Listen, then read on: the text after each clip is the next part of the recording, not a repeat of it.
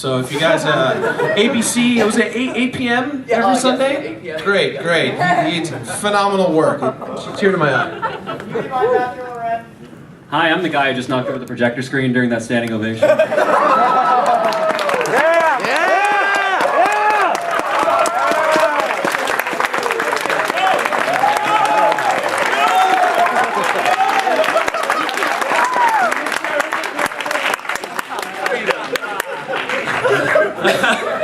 I'm Proton John. I'm one of the original Let's Players from like 6 or 7 years ago. I also am on a channel called The Runaway Guys with some other guys called Chugga Conroy and Nintendo 3 Son. Woo! Yeah! Woo! Yeah! Woo! And I'm Greg.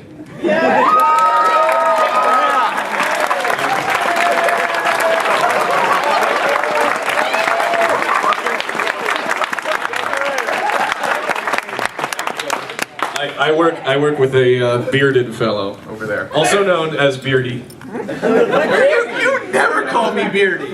Beardy. You call me Beardy. So I think that's the end of it. Thanks for coming, guys. Thanks for coming. Through the back. Leave your number. All right, so that was a very long introduction, and Very ineffective microphone. and very ineffective microphones. Seriously, we're sharing the same. Can we get like diseases from sharing the same mic? Yes. Okay. Hopefully. Yes, you can. Yes. All right, so this is the Getting Big on YouTube panel. I had the title, but I lost internet connection, so.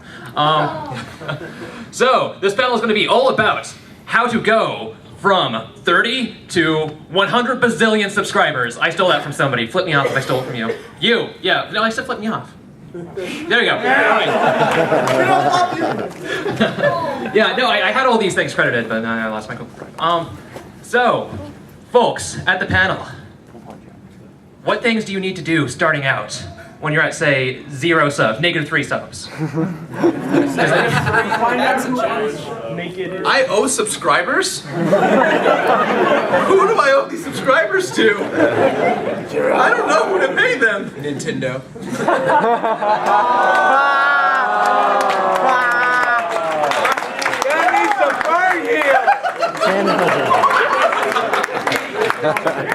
And that's coming from an official Nintendo ambassador.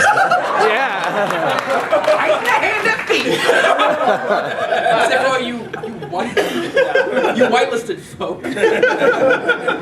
We really are. Take it away, Gerard. You have something to say. Okay, I guess I'll go No, you first. do. You do. Oh, no, I was going to ask who wants to go first. No, you do. Go for it. Fine, okay. Just tell them about being themselves. Yeah, I think that's the most important. It sounds so cliche. It sounds like what you put in a yearbook, you know, where it's like, I'm gonna live forever, be yourself, and, you know, it sounds like what it is, but it's actually true. I think the most important thing on YouTube starting out is be who you are, and you can be inspired by all of us, or whoever you see out there in the YouTube world, but the most important thing is to not replicate what you see, but create within yourself. Create something original. You know, if you're a fan of someone like, you know, Egoraptor or Sequelitis, don't create Sequelitis again. Create something like your show. I know you joke that it's like Sequelitis, but really, at its heart, it's not. It's very different and a different structure, and you can see the parallels, but it's not the same show. If that's the case, then we would have a million AVGN shows, and everyone would be in the same boat. What was that? Which we do have a lot of those. That's right, we do. But you can kind of see which ones stand out, you know, and why we're all iconic in our own ways. So that's the big thing, is being true to yourself, creating content that you see within yourself, and not replicating what you see out there. And kind of along those lines, I think, you know, early in the YouTube channel process, as you're thinking about what you want your channel to be and what what shows you want to program onto it, you know, ask yourself the question of, why would someone want to watch this? Too often I see a lot of people, you know, making a show trying to copy off of someone else's idea, or, you know, coming up with a show that, you know, is just them talking in front of a camera or something like that. But the constant thing that you also have to keep in mind is, you know, is this entertaining? Is it for comedic purposes? You know, will they derive like some sort of enjoyment from it? Or is it educational? Or is it, you know, going to teach them something new? You know, there's a number of things, and the thing to remember about YouTube is that it's not TV. Every video that you watch on YouTube has to be clicked on. there is no like, let me just turn it on and let it play in the background. Everything is very decision oriented. And so as you're thinking about like, what am I going to program, ask yourself the question of, as an audience member, would I want to watch this if I didn't know who this guy was, or this was my first time on the channel? And I think that's the top priority when you're thinking about conceptualizing a show. Absolutely. We made an episode about farting. Right? Who doesn't want to hear an episode about farting? People love farts. Ask any like 7-year-old.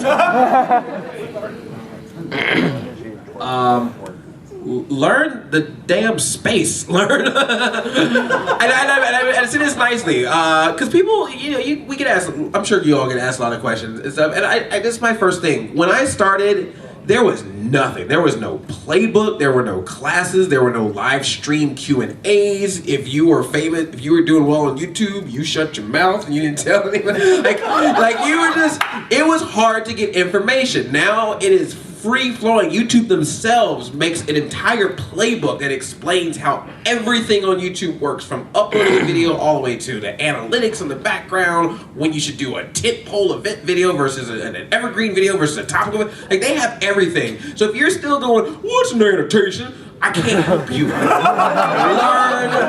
Learn. The more that you know, learning is half the battle. I mean, it's just like, it is, guys. I mean, you just knowing your space, knowing what you're getting into, and understanding that there is, kind of going along with the knowing your, what is your angle.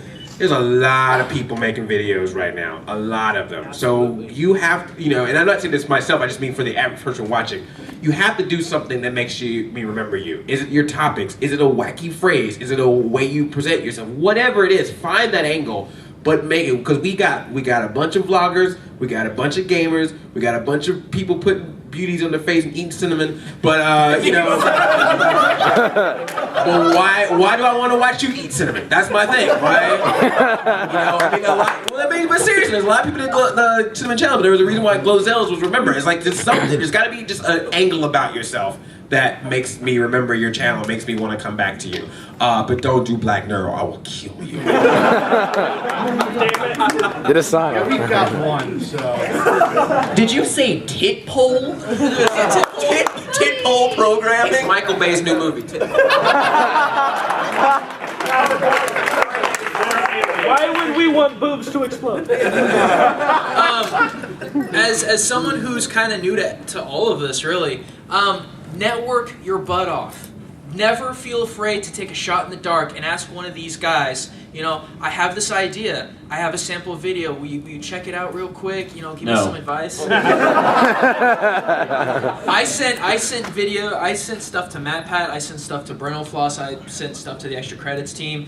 And I would not be where I am today if it wasn't for that guy right there. Helping me every inch of the way. So, because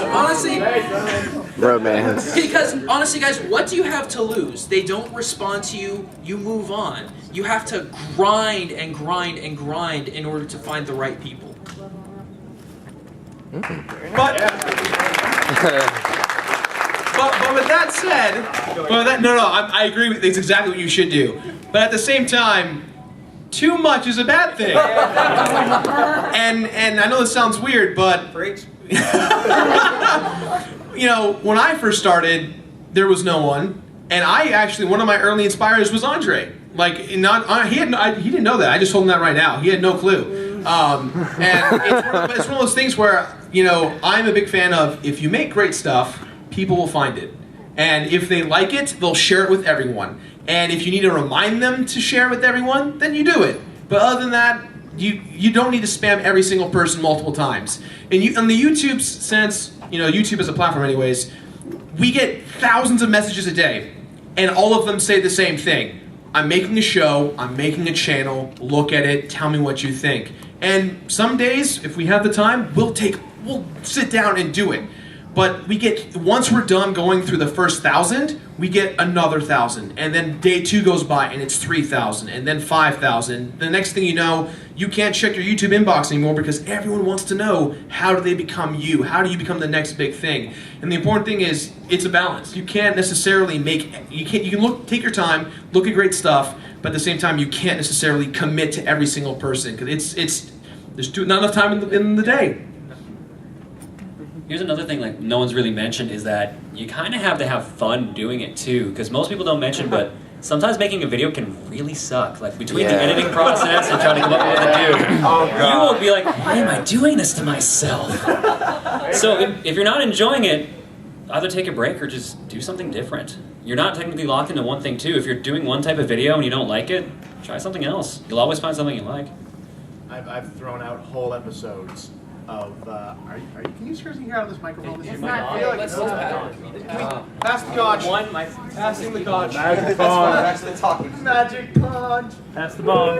I've thrown out whole episodes in the past just because they were not up to snuff, and I was just like, do I want to pull my hair out over this boring piece of crap, or do I want to actually turn out into something good? And 9 times out of 10, you know, I like going back to the whole thing, saying, okay, should I finish this one? The answer turns out to be no. If you're not feeling it, they're not going to feel it. Yeah, that's on both of those points. Like everything that Gerard and I do, we just have fun with it, and if it entertains people, awesome.